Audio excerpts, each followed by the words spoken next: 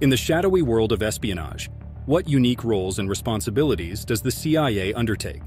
The CIA's core mission is gathering, analyzing, and shaping vital intelligence data for national security. Can the CIA, an agency without law enforcement powers, actually catch corrupt cops? Stay with us as we uncover the answers and dive deep into the intriguing world where intelligence meets corruption. Hit the like button and subscribe for more gripping tales from the world of covert operations.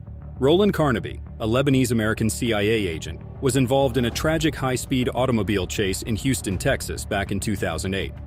The event started as a traffic violation.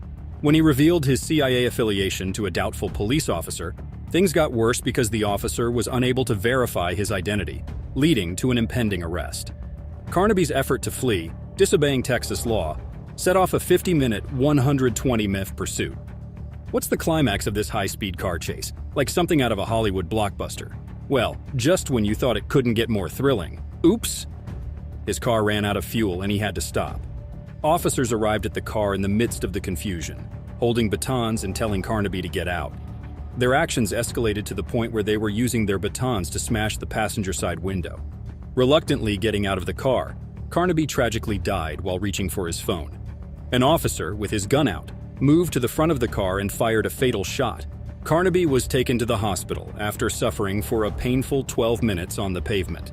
The aftermath led to confusion within the police force regarding public disclosure. Did the officers truly believe their actions were justified? Internal Affairs used their conviction to support the shooting. The police officers' union supported this position, claiming that the officers were forced to make snap decisions that they thought were right. Amidst the controversy, Gary Blankenship, representing HPOU, announced plans to appeal the disciplinary actions. In a surprising twist, the officer responsible for pulling the trigger, Charles Foster, still faces consequences for breaking police conduct rules, according to the Internal Affairs report. The police union stands by their officers and plans to challenge the Internal Affairs findings. Do you think everyone within the police department supports the incident? Absolutely not. There's no unanimous police support for this incident. In fact, some, like former officer Tommy Nixon, have a completely different perspective. He thinks things could have been handled better.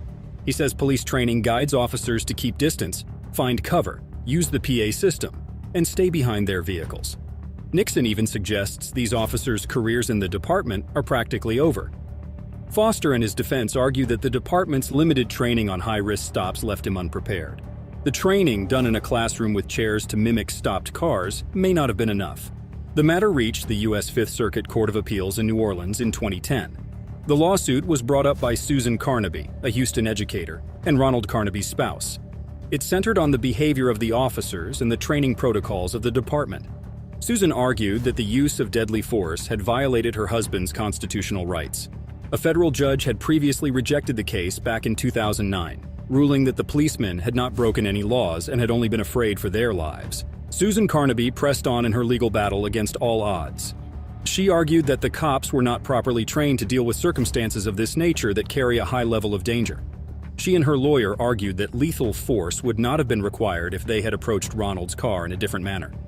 Attorney Kellen, representing Mrs. Carnaby, stated that if the correct protocols had been followed, Carnaby would still be among us today.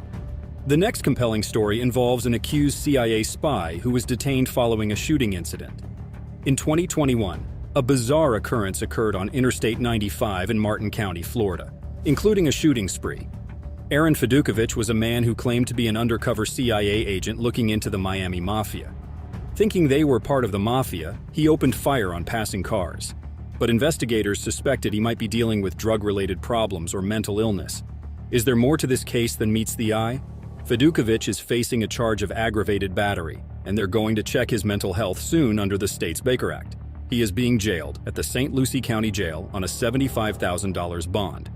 When all the facts are on the table, the state will play their cards right. Don't you think such situations should be handled more effectively, whether they're law enforcement officers or intelligence agents? Comment below.